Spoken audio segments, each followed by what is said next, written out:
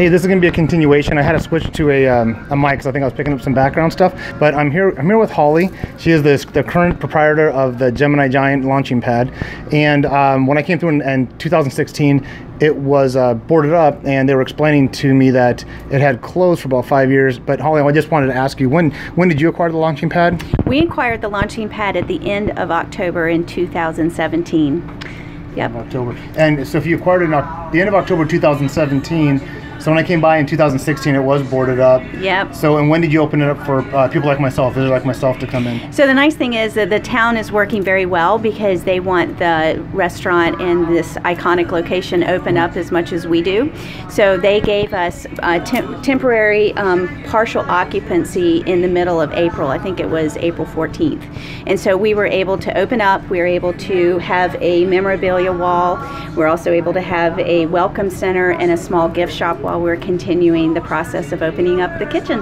Let me ask you this, because I would imagine that you have a passion for Route 66 like I do, although I don't own any brick and mortar stores or anything. I'd imagine you were driving by this one day, probably around the same time I saw that it was closed. Well, what happened, to be honest with you, is I'm an East Coast girl, so I didn't know a whole lot about Route 66. I think this is very much divine timing on my part.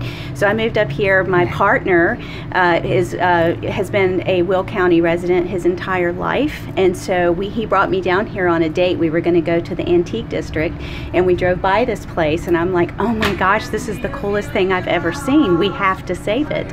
And so I saw in the vision everything that we could have to be happy, which is car shows and all kinds of things that I like doing, and my foundation and all of those things. And so we saw that, so it was almost like opening up a wonderful divine Pandora's box, actually. So that's how it got started.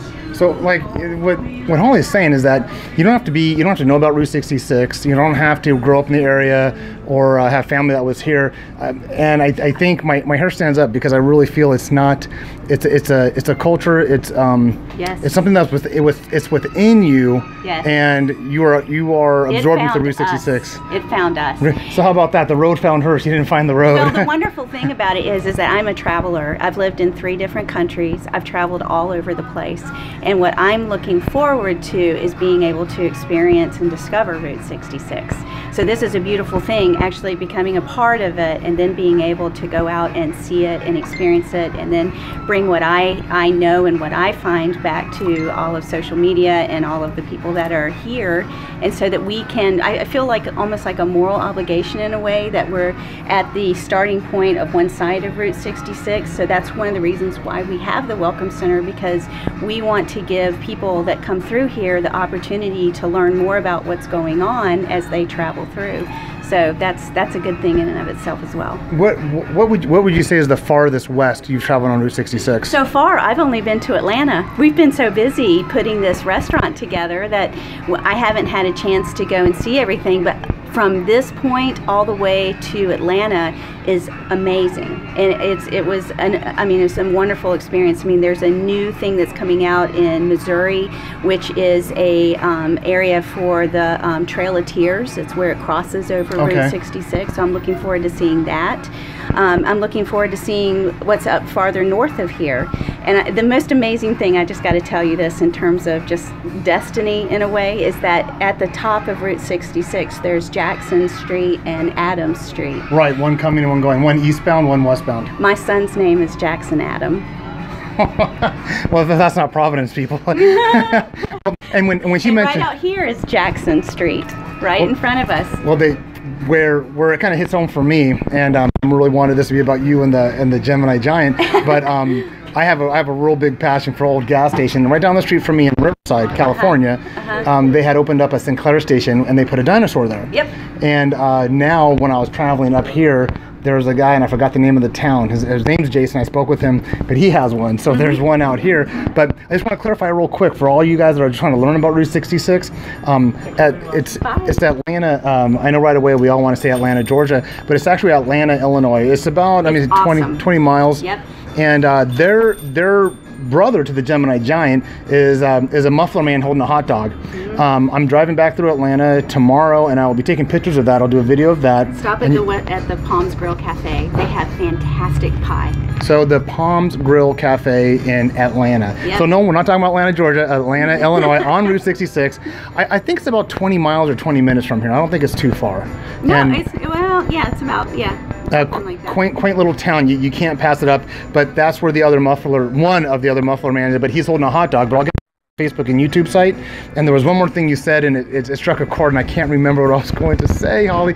But these are people that really make the Route 66 experience special for travelers like me. So although she's has traveled just a handful of miles, I think the entire stretch of Route 66 exists in her heart because it's the travelers like myself that you inspire. Aw, so thank you. So she's all the way from North Carolina to North Carolina to New York, right? Well, no, I went from North Carolina to here. Oh, you said the East. I just defaulted thinking New York, so it was North Carolina East Coast. Right. But come and stop by. If you drove by it at any point in time when it was boarded up like I did, this place is alive and well, and it's air conditioned.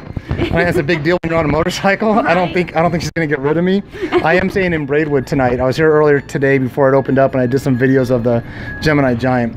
But if you have any interest in it, and I'm gonna pick up they got some real unique, one-of-a-kind memorabilia. A lot of the stuff that we sell is local made products. So this is a World War II veteran. He's 92 years old, and he has an interesting steel press, and so he makes a lot of our keychains and our magnets for us. And we also does license plates. So what part of our mission statement is to work local, and so a lot of the things that we have are made locally here, or at least in the United States. And that's one thing that I do find, honestly, Holly, is that people are proud of their small communities. People are proud of their small communities, and you are going to get things on Route 66 as specific. Now you can go anywhere on Route 66 to the big tchotchke places like in Williams or Seligman, and they're fine. They're great places, but you'll see generic Route 66 hats and slogans. But when you get to places like this, and they have their local people making it, it's a real revitalization of Route 66. And what I've noticed, and I went from Santa Monica to Chicago, just completed it today, is that it's a new generation. It's a new it's like I want to see the phoenix rising from the ashes in a sense. So there's Got something for you. And that's exactly it. It's the phoenix rising from the ashes, and I'll give this to you. But I can't believe that. Okay, now my you guys got to see this. I was just using it as an analogy, and now my hair's standing up. Thank you so much, Holly. You're welcome. I'll get some pictures with Holly, put them on Facebook. But there's something out there for everybody. You can see the old, you can see the new. Some of the new stuff's popping up. This is our time to grasp it. It's for us and our generation to pass on to our kids. Some of the older, dilapidated, historical things are great to see too. Those ruins that I showed you guys in Arizona, the zoos and two guns and twin arrows, that stuff is just as important. We can grasp a part of history that's still standing, but jump on it now while this stuff's existing and pass it on to your family. Well, that's all I have, Holly. Okay. I really appreciate your time. You're welcome. This is Adventure Vin. Remember to like, subscribe, get out there and ride, and remember, life's an adventure, so make your journey a good one. Carpe diem, baby. Seize the day.